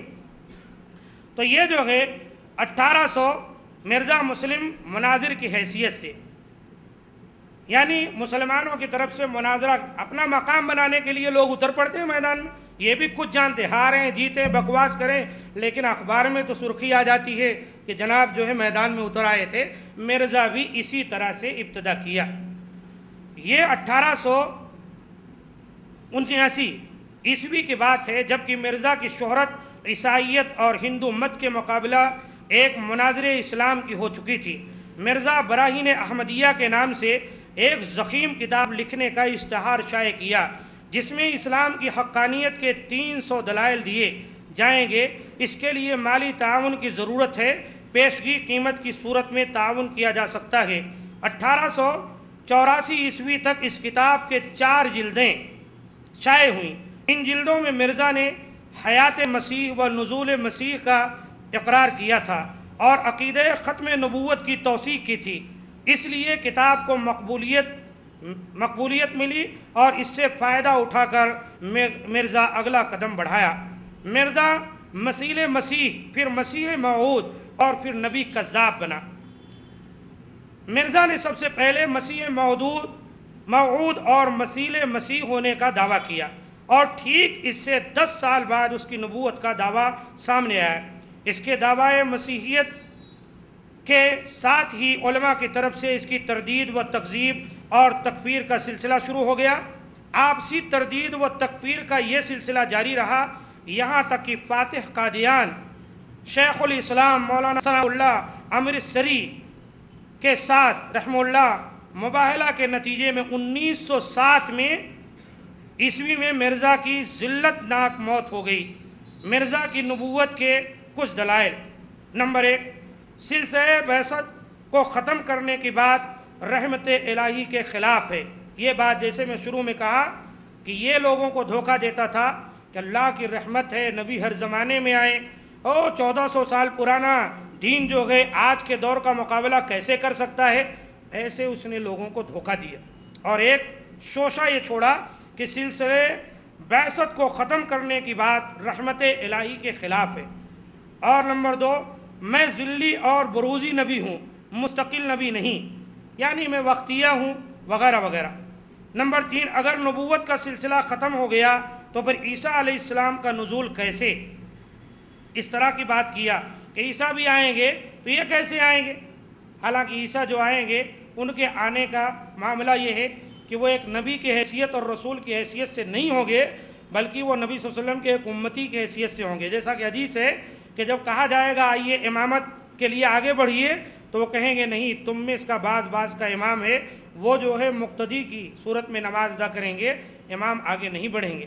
تو اس لیے کوئی یہ نہ سمجھے حضرت عیسیٰ نبی بن کے آنے والے ہیں، وہ تو نبی رسول تھے، اللہ نے ان کو اٹھا لیا، کچھ چیزیں تکمیل ہونے والی ہیں ان کے ذریعے سے، اللہ تعالیٰ قرب قیامت ان کو نازل کرے گا، اور ان کے اوپر وحی نہیں آئے گی، بلکہ مسلمانوں میں ہی نبی صلی اللہ علیہ وسلم کے نام اور آپ صلی اللہ علیہ وسلم کے خاندان سے اور آپ کے باپ کا نام، یہ سب سے جو ہے امام مہدی ظہور پذیر ہوں گے، اور یہی اس وقت کے امام ہوں گے، اور انہی کی معیت میں ہی حضرت عیسیٰ علیہ السلام ہوں گے۔ رد قادیانیت اور علماء اہل حدیث۔ اب یہ چیز ہے کہ علماء اہل حدیث کا سب سے بڑا نام، میں ایک بات یہاں کہتا چلوں، بعض لوگ کیا کرتے ہیں، انگلی کٹا کے بلکہ ناخون کاٹ کر شہیدی میں شہادت کے درجے پر فائز ہونے کی کوشش کرتے ہیں۔ ہمارے احناف وغیرہ جو ہیں جنگ آزادی میں اپنی باتیں پیش کر کے آگے بڑھنے کی کوشش کرتے ہیں۔ یہ قادیانیت اس کو بھی جڑ سے اکھاڑ پھینکنے میں علماء اہل حدیث کا سب سے بڑا ہاتھ رہا ہے، لیکن اس کو بھی جو ہے اپنے سر پر اپنا اس کا سہرا بھی جو ہے باندھنے کی کوشش کرتے ہیں۔ خیر باندھنے دیں، اگر باندھتے ہیں تو باندھنے دیں، لیکن حقیقت کیا ہے وہ سب کے سامنے ظاہر ہے، اس لیے اس حقانیت کو بھی سمجھنا چاہیے۔ افسوس کا مقام ہے کہ میں کہیں کوئی کتاب پڑھ رہا تھا، ہاں کتاب نہیں، ایک صاحب کی گفتگو ہو رہی تھی ایک مناظر صاحب سے، تو آج کل فونوں کا زمانہ، ریکارڈ کر لیا گیا، کوئی واٹس ایپ پہ مجھے بھیجا، تو وہ صاحب سے کسی نے پوچھا کہ جی اہل حدیثوں کے ایک عالم ثناء اللہ امرتسری بھی گزرے ہیں جو مرزا قادیانی سے جو ہے مناظرہ کیے تھے، تو وہ کیا کہتا ہے حنفی؟ ارے وہ نام کے نہیں جی، وہ ثناء اللہ پانی پتی صاحب تھے۔ دیکھیں آپ کیسا اسی نام کا دھوکہ دینا بہت آتا ہے ان کو۔ ایک جو ہے عبداللہ بہاول پوری ہیں، انہوں نے بڑی اچھی کتاب لکھی خطبات بہاول پور، ٹھیک اسی نام سے دوسری کتاب حنفیوں کی جو ہے مارکیٹ میں موجود ہے، پڑھنے والا جو ہے گم شم ہو جائے۔ تو اس طرح دھوکہ دینا یہ آج کے دور کی بڑے فن کی بات ہو رہی ہے، ذرا اس کا بھی جو ہے خیال کیجیے، ٹھیک ہے۔ رد قادیانیت اور علماء اہل حدیث۔ مرزا نے اپنی ایک کتاب میں لکھا موحدین اول المکفرین ہیں اور مقلدین ان کے اتباع سے ہیں۔ نشانی آسمانی 1892 میں یہ کتاب لکھی گئی، اس کے اندر اب موحدین کون ہیں ذرا بتاؤ تو؟ موحدین اہل حدیث ہی ہیں جو ایک اللہ کے توحید کے قائل ہیں، اس کے علاوہ کیا ہے؟ اور مرزا نے موحدین اور مقلدین کا ذکر کر کے یہ ثابت کیا کہ اس دور میں موحد بھی تھے مقلد بھی تھے، اور موحدین نے ہی سب سے پہلے اس پر کاری ضرب لگایا، اور مقلدین کیا کیے؟ اہل حدیثوں نے جو کچھ کیا ان کے پیچھے پیچھے جھولا لے کے چلے اور اپنا نام جو ہے بلند کر لی، اس کے علاوہ کچھ بھی نہیں۔ خیر کے دکھے اگر کچھ کام بھی کیے ہیں تو سب کا حق ہے، موحد ہو کہ مقلد ہو، کوئی بھی ہو، اگر وہ مسلمان گئے تو نبی صلی اللہ علیہ وسلم کی نبوت اور رسالت پر جو ڈاکہ ڈالتا ہے اس کے خلاف کھڑے ہونے میں، سفارہ ہونے میں اس کو سب سے پہل کرنی چاہیے۔ مولانا محمد حسین بٹالوی یہ سب سے پہلے تکفیر کا فتویٰ تیار کرنے والے مرزا نے جگہ جگہ انہیں اول المکفرین کہا ہے. یعنی اول المکفرین کا معنی کیا ہے؟ سب سے پہلے جن لوگوں نے اس کی نبوت کا کفر کیا، جھٹلایا کہ مرزا جھوٹا ہے، اس کی نبوت جھوٹی ہے، جو سب سے پہلے اس کو مرزا اپنی زبان میں اول المکفرین کہتا ہے. مولانا سید نذیر حسین دہلوی تکفیری فتویٰ پر سب سے پہلے دستخط کرنے والے مرزا نے لکھا ہے کہ شیخ محمد حسین صاحب رسالہ اشاعت السنہ بانی مبانی تکفیر ہے، اور جس کی گردن پر نذیر حسین دہلوی کی بات تمام مکفروں کا بوجھ ہے. یعنی خود یہ کہتا ہے کہ سب سے پہلے یہ نذیر دہلوی، جن کا نام بڑا معروف ہے، اہل حدیثوں کے بہت بڑے عالم ہیں اس زمانے کے، سب سے پہلے انہوں نے جو ہے یہ بٹالوی صاحب کے فتوے پر دستخط کی. ان کا بڑا اثر و رسوخ تھا، بڑا مقام تھا. انہوں نے دستخط کی اور کہا کہ واقعی جو ہے یہ کافر ہے اور یہ جھوٹا کذاب ہے. اور اس کے بعد جو ہے انہوں نے دنیا کے، ہندوستان کے ہر مقام تک پہنچے وہ، اور پہنچ کر جہاں خود نہیں پہنچ سکے وہاں اپنا نمائندہ بھیجے، اور وہاں جا کر اس دستخط پر تمام علماء کی دستخطیں لی گئیں کہ اس دور میں یہ کذاب مرزا غلام احمد جو ہے یہ جھوٹا ہے، نبی کا سلسلہ ہمارے نبی پر ختم ہو گیا ہے. تو سب سے پہلے اس پر فتویٰ پہ دستخط کرنے والے بھی اہل حدیث، اور سب سے پہلے یہ عزم لے کر اٹھنے والے بھی اہل حدیث، اور ان فتاووں پر دستخط کرنے والوں کی بھی اہل حدیثوں کی تعداد زیادہ ہے. یہ چیز جو ہے خود جو ہے مرزا قبول کرتا ہے. اس کی کتاب روحانی خزائن جلد 12 سراج منیر صفحہ 80. مولانا عبدالحق غزنوی مرزا غلام احمد قادیانی سے باقاعدہ مناظرہ کرنے والے، اور مولانا ثناء اللہ امرتسری رحمہ اللہ، فاتح قادیان ان کا نام پڑا. کیوں ہوا یہ کہ مرزا ادھر ادھر کی باتوں میں ایک مرتبہ اعلان کر دیا کہ ثناء اللہ امرتسری کے پاس ہمت ہے تو قادیان آ کے بتلائیں. مولانا ثناء اللہ امرتسری رحمہ اللہ علیہ چل پڑے، رخت سفر باندھ لی اور پہنچ گئے، اور وہاں جو ہے اعلان کیا کہ آئے مقابلے میں، لیکن بھاگ گیا، آیا نہیں. اسی طرح بھاگ جاتا تھا. ابھی شام کو میں ایک کتاب پڑھ رہا تھا، اسحاق بھٹوی صاحب کی ہے. انہوں نے لکھا کہ دلی کے اندر ایک مناظرہ ہوا، بڑی بڑی باتیں کر رہا تھا، تو دلی میں مناظرہ ہوا، بھوپال سے ایک بڑے عالم تھے، گئے وہاں پر. تو جیسے مناظرہ شروع ہوا، ادھر ادھر جو دیکھا کہ اب نہیں چل پائے گا، تو کہنے لگا میرے خسر صاحب ریلوے اسٹیشن پہ آنے والے ہیں، میں ان کو لینے جا رہا ہوں، انتظار کر رہے ہیں، چھوڑ کے بھاگ گیا. تو میرے دوستو، اس طرح مرزا کبھی بھی کسی کے مقابلے میں آنا مناسب نہیں سمجھا. اس جھوٹے کے پاس تھا ہی کیا؟ قرآن و سنت کے بعد وَمَاذَا بَعْدَ الْحَقِّ إِلَّا الضَّلَالُ، حق کے بعد ہے کیا سوائے گمراہی کے؟ اور قرآن مجید تو ایسی کتاب ہے کہ اللہ تعالیٰ سارے ادیان پر غالب کر کے رہے گا. اس دین کو اللہ تعالیٰ نے قرآن مجید کے اندر اس کا ذکر کیا کہ اللہ تعالیٰ اس کو غالب کر دے گا، چاہے کافروں کو پسند ہو چاہے نہ پسند ہو. تو یہ مرزا کی بھی حالت تھی، اور اس سے پہلے جو تھے ان کی بھی وہی حالت ہوگی، اور آنے والے جو آئیں گے انشاءاللہ ان کا بھی یہی حشر ہونے والا ہے.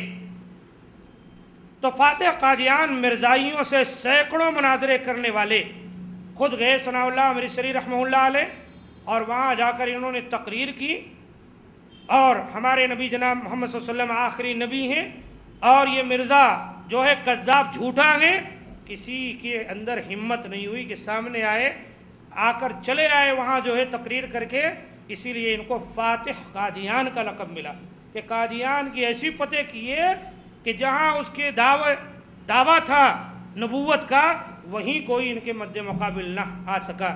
اسی لیے ان کو فاتح قادیان، شیر پنجاب، اس طرح کے الفاظ سے جو ہے نوازا جاتا ہے. اور مرزائیت کے خلاف کم از کم 56 کتابیں لکھنے والے مولانا ثناء اللہ امرتسری رحمہ اللہ علیہ، مرزا نے ان سے تنگ آ کر لکھا میں ان مولوی ثناء اللہ کے ہاتھ بہت ستایا گیا اور صبر کرتا رہا، مگر اب دیکھتا ہوں کہ اس کی بدزبانی حد سے گزر گئی ہے۔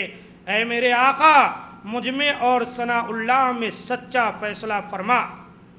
مولانا محمد حنیف ندوی اسی فیصلے پر جو ہے مرزا غلام احمد قادیانی حمام کے اندر جو ہے گر کے مر گیا، اور ثناء اللہ امرتسری رحمۃ اللہ علیہ اس کے بعد کئی سال تک زندہ رہے، شان و شوکت کے ساتھ اللہ تعالیٰ نے ان کو زندگی دی۔ تو میرے دوستو، یہ رہی بات۔ اور اسی طرح مولانا محمد حنیف ندوی یہ ایک عالم دین ہے، پاکستان میں سب سے پہلے مرزائیت کو ایک الگ امت اور اقلیت قرار دینے کی آواز اٹھانے والے۔ ہوا کیا، پاکستان کے اندر قادیانیوں کا زور پکڑا، وہاں بھی تھے تو یہ اپنے آپ کو مسلمان بولتے تھے، وہاں کے علماء کا زیادہ زور کیا تھا، کافر کافر کافر کافر ان کو کہتے تھے۔ تو انہوں نے جو ہے باقاعدہ مولانا اٹھ کر محمد حنیف ندوی نے یہ کہا کہ ان کو اقلیت، ان کو مسلمان قرار نہیں دیا جا سکتا، مسلمان اکثریت میں ہیں، لہذا ان کو اقلیت ایک دوسری قوم قرار دیا جا سکتا ہے، چونکہ ہمارے ملک میں رہتے ہیں اس وجہ سے ان کی حفاظت کی جائے گی، لیکن اسلام کے روح سے ان کا کوئی حق نہیں۔ اگر اسلامی سلطنت ہو تو ان کے ساتھ وہی کیا جائے گا جو ابو بکر صدیق رضی اللہ تعالیٰ نے جو مرتد ہوئے تھے ان کے دور میں ان کے ساتھ جو کچھ کیا تھا، لیکن اسلامی حکومت تو ہے نہیں، مزاج محض نام کی ہے، اس لیے اتنے حد تک ان کے حقوق کو قائم کیا گیا۔ مولانا قاضی محمد سلیمان منصور پوری قادیانیت کے خلاف 2 کتابیں لکھیں، مولانا محمد ابراہیم میر سیال کوٹی، مولانا امرتسری کے یار غار مرزائیوں کے خلاف شمشیر بے نیام، مولانا محمد اسحاق بھٹی نے قادیانیت کے خلاف ان کی 17 کتابوں کا ذکر کیا ہے۔ تو میرے دوستو، یہ مختصر سی بات رہی جو مرزا غلام احمد قادیانی کی نبوت سے متعلق تھی، کیسے پروان چڑھا، کیسے کیا ہوا، اس کے کیا حقائق ہیں، یہ ساری باتیں جو آپ کے سامنے بیان کی گئیں، ساری باتیں دلائل کے روح سے ہیں، محض ہوا میں باتیں نہیں کی گئیں۔ اس لیے میرے دوستو، اب ان باتوں کو آپ کا کام ہے سیکھیں اور دوسروں تک یہ پیغام پہنچائیں، اپنے بچوں کو بھی یہ واقعات سکھائیں، بتائیں اللہ کے نبی رسول کون ہوتے ہیں اور جھوٹے دجال قسم کے نبوت اور رسالت کے دعوے دار کون کون سے ہیں، کیسے کیسے گزرے ہیں، ان کے واقعات بیان کریں تاکہ ہمارے نونہال بچے ہمارے گھر کے اندر ابتدائی طور پر آغوش والدین میں ہی اس سلسلے میں اچھی طرح واقف ہو جائیں کہ نبوت کیا ہے، رسالت کیا ہے، اور یہ جھوٹے کذاب ان کی افطرا پردازی کیا ہے، یہ چیزیں وہ جان لیں۔ اس میں ہم کو بیٹھنا نہیں چاہیے، کم از کم سال میں 2-3 خطبے بھی اس سلسلے میں ہماری مسجدوں میں ہونے چاہیے، باہر بھی پروگرام ہونا چاہیے، اس کی معلومات عام کریں تاکہ لوگ خوب اچھی طرح جان جائیں اور ان کو جوتے پڑیں، اور ان کی تکذیب کا جو ہے دنیا کے اندر اللہ تعالیٰ ان کی اس کو سزا دے، اور اسلام جو ہے جو بلند ہونے کے لیے آیا ہے، اسلام پر کوئی بلند ہونے والا نہیں، ہم اس طرح سے اسلام کی مدد کریں۔ اور یاد رکھیں، اسلام کی مدد دراصل ہماری مدد ہے۔ فرمان باری تعالیٰ ہے، یا ایھا الذین آمنوا ان تنصروا اللہ ینصرکم ویثبت اقدامکم، اے مسلمانوں اگر تم اللہ کی مدد کرو گے، اللہ کی مدد کیا ہے، اللہ کے دین کی مدد کرو گے تو اللہ تعالیٰ تمہاری مدد کرے گا، وَيُثَبِّتْ أَقْدَامَكُمْ، اور اللہ تعالیٰ تمہارے قدم کو راسخ کر دے گا، مضبوط کر دے گا، ثابت قدم تم کو بنا دے گا۔ آج اس ماحول میں تھوڑا غور کریں، آج دنیا کا کیا عالم ہے، جہاں کہیں دیکھیں مسلمان پس رہے ہیں، مصر ہو کہ شام ہو یا جو ہے دیگر اسلامی ممالک یا جہاں مسلمان رہتے ہیں، آج مسلمانوں کا کیا حال ہوا ہے میرے دوستو، غور کرنے کا مقام ہے۔ یہ حال مسلمانوں کا کیوں ہے؟ قرآن مجید میں اللہ تعالیٰ نے فرمایا فَلْيَحْذَرِ الَّذِينَ يُخَالِفُونَ عَنْ أَمْرِهِ أَن تُصِيبَهُمْ فِتْنَةٌ أَوْ يُصِيبَهُمْ عَذَابٌ أَلِيمٌ۔ ان لوگوں کو ڈرنا چاہیے جو نبی معظم صلی اللہ علیہ وآلہ وسلم کی مخالفت کرتے ہیں، کہیں ایسا نہ ہو کسی فتنے میں نہ گرفتار ہو جائیں یا دردناک عذاب ان کو آ کر نہ پکڑ لے۔ میرے دوستو، آج جو ماحول ہے یہی ہے، آج جو ماحول ہے یہی ہے۔ مسلمان پریشان ہیں، لیکن جب ان کی شکل و صورت ہم دیکھتے ہیں اسکرین پر، ٹیلی ویژن پر، اخبار پر، یہ مسلمان عورت ہے جو ایک چھوٹا سا بلاؤز پہنے ہے، پورا جسم عریاں ہے، یہ مسلمان مرد ہے، نہ داڑھی ہے نہ مونچھ ہے، اس کا لباس دیکھو تو اسلام کے خلاف، اس کا پہناوا دیکھو، اٹھنا بیٹھنا دیکھو تو اسلام کے خلاف۔ میرے دوستو، اسلام کو جب مسلمانوں نے چھوڑ دیا، اسلام کو چھوڑ دیا، نبی صلی اللہ علیہ وسلم کو ترک کر دیا اور اس سے کوئی واقفیت نہیں رہ گئی، تو آج جب خون میں نہا رہے ہیں، آج جب عزتیں اور ان کی عصمتیں لٹ رہی ہیں، تو قرآن کو نیزے پر اٹھا کر دعوے لگا رہے ہیں۔ میرے دوستو، یہ قرآن جو ہے حلب کے لیے نہیں آیا، یہ قرآن جو ہے تمہارے فتح کا نشان نہیں ہے۔ نبی صلی اللہ علیہ وسلم نے فرمایا، آپ صلی اللہ علیہ وسلم نے فرمایا قرآن کیا ہے؟ آپ صلی اللہ علیہ وسلم نے ایک مرتبہ حضرت عمر فاروق نے کہا تھا، حضرت عمر فاروق نے کسی کو ایک مرتبہ ایک عمارت کی کرسی پر بٹھایا، یہ ایک ذمہ داری دی۔ پھر ایک مرتبہ ایسا ہوا کہ وہ صاحب عمر فاروق سے ملنے آ گئے تو حضرت عمر فاروق رضی اللہ تعالیٰ نے کہا، ارے بھائی، تم کو اتنے اونچے مقام پر، اتنے حساس جگہ پر بٹھایا تھا، تم چھوڑ کے یہاں چلے آئے؟ کہاں رکھے، کس کو بٹھائے وہاں؟ کہا وہاں پر تو میں نے فلاں غلام کو بٹھا دیا۔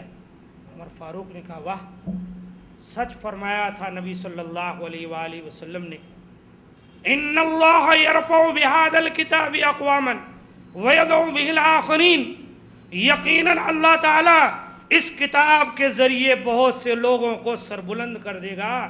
وہ غلام ہیں لیکن قرآن زیادہ جانتا ہے، اسلام زیادہ جانتا ہے۔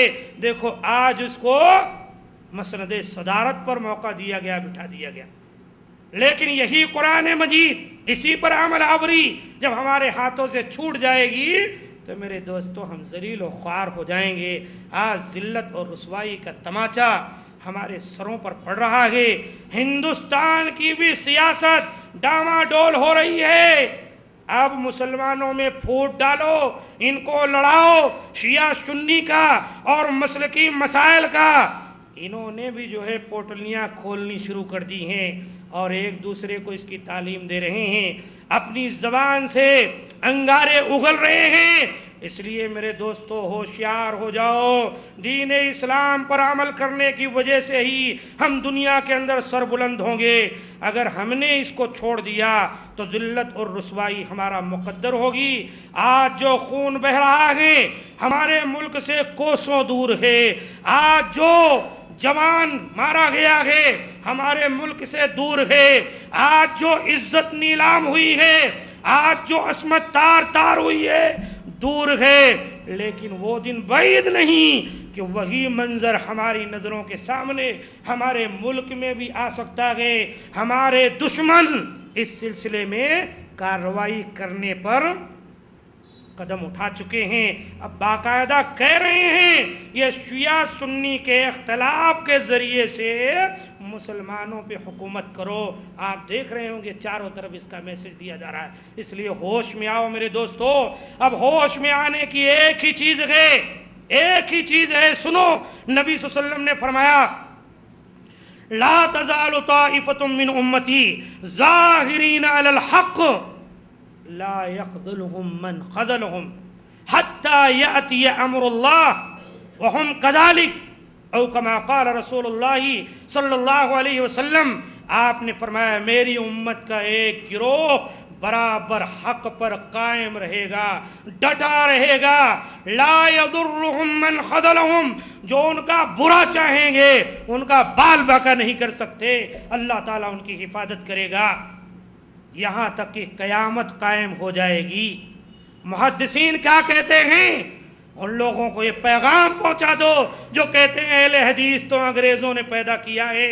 उनको बता दें इमाम अहमद ने, इमाम बुखारी ने और इसी तरीके से बड़े बड़े अजल्ले मुहद्दिसीन ने इस सिलसिले में क्या कहा हम इंदी अहलुल हदीस, मेरे नज़दीक, हमारे नज़दीक इस हदीस के अंदर जिन लोगों का नाम लिया गया है वो अहले हदीस हैं।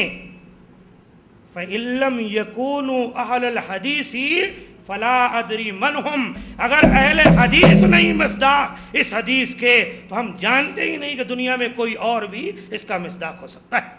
तो अल्हम्दुलिल्लाह ये अहले हदीस का गिरोह जो नबी सल्लल्लाहु अलैहि वसल्लम के ज़माने अक़दस से गए, ये नबी सल्लल्लाहु अलैहि वसल्लम के उस फरमान पर अमल पैरा है जिसमें आप सल्लल्लाहु अलैहि वसल्लम ने फरमाया था कि यहूद और नसारा 72 फ़िरक़ों में तकसीम हुए, मेरी उम्मत भी अनकरीब 73 फ़िरक़ों में तकसीम हो, कुल्लुहा फिन्नार, सब के सब जहन्नम में जाएंगे, एक बचेगा जहन्नम से।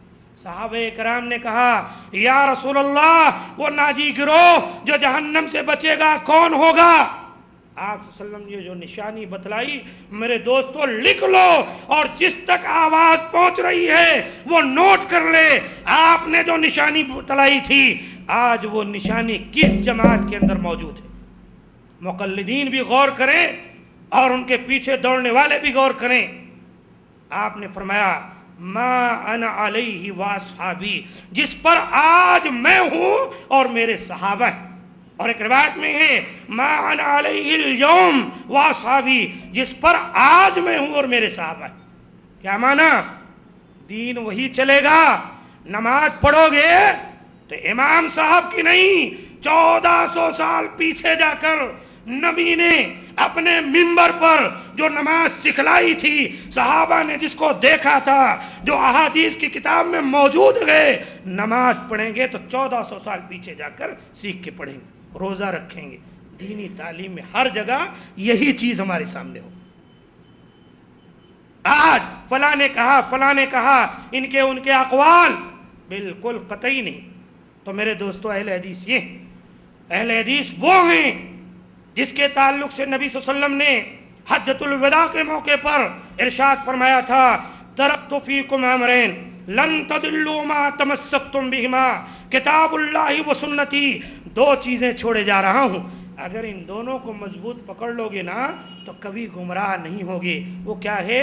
एक अल्लाह की किताब व सुन्नती और मेरी सुन्नत। मेरे दोस्तों अहले हदीस का ये नहज है, ये तरीक़ा है। अहले हदीस इसी पर अमल करता है, इसी की दावत देता है और इसी पर जीने का दम भरता है और इसी पर मरने की ख्वाहिश करता है। ये हमारे असलाफ का नहज है, ये हमारा इस्लाम है। ज़ाती तौर पर बशरी तकाज़े की वजह से, इंसानियत की वजह से अगर किसी अहले हदीस से कोई गुस्ताखी होती है तो उसका अपना ज़ाती अमल है, इस्लाम से और हमारे नहज से इसका कोई लेना देना नहीं। हादा मा इंदी सुब्हान रब्बिका रब्बिल इज़्ज़ति अम्मा यसिफून व सलामुन अलल मुरसलीन वल्हम्दुलिल्लाहि रब्बिल आलमीन। अस्सलामु अलैकुम व रहमतुल्लाहि व बरकातुहू। मज़द हाज़िरीन, अभी आप फ़ज़ीलत शेख अबुल हसन प्रतापगढ़ी हफ़िज़हुल्लाह अमीर शहरी जमीयत अहले हदीस हैदराबाद व सिकंदराबाद से क़ादियानियत के रद्द में उलमा अहले हदीस की खिदमात से मुताल्लिक़ तफसीली गुफ्तगू समाअत की। जैसा कि आज का ये प्रोग्राम अल-इदारतुस सलफ़िया लिल बुहूस अल इस्लामिया की जानिब से मुनक़िद किया गया है जमीयत अहले हदीस हल्क़े मुग़लपुरा के ताउन से। हम चाहते हैं कि आप हमारे इस काम में हमारे साथ शामिल हो जाएं और हमारा ताउन करें, तो इंशाअल्लाह तबारक व तआला इस तरह के मज़ीद प्रोग्राम मुनक़िद किए जाएंगे और सलफ़ के नहज को फैलाया जाएगा और लोगों को अक़ाइद के बिगाड़ से चौकन्ना किया जाएगा। जिसके लिए आपको जो फ़ाइल दी गई है उसमें हमारा ईमेल पता और साथ ही साथ वेबसाइट का भी ज़िक्र है, उसके ज़रिए से आप हमसे रब्त पैदा कर सकते हैं। آخر میں ہم آپ تمام کا شکریہ ادا کرتے ہیں الادارۃ السلفیہ اور حلقہ مغلپورہ کی جانب سے کہ اللہ تبارک و تعالی ہمارے اس بیٹھنے پر ہمیں اجر سے نوازے، اور اسی کے ساتھ محفل کے برخاستگی کا اعلان کیا جاتا ہے۔ شکراً، جزاکم اللہ۔ اور تمام معزز حاضرین سے خواہش کی جاتی ہے کہ ابھی اذان ہوگی، اس کے بعد نماز کے بعد تناول تام سے فارغ ہو کر تشریف لے جائیں۔ نماز کے بعد تناول تام سے فارغ ہو کر تشریف لے جائیں۔ السلام علیکم۔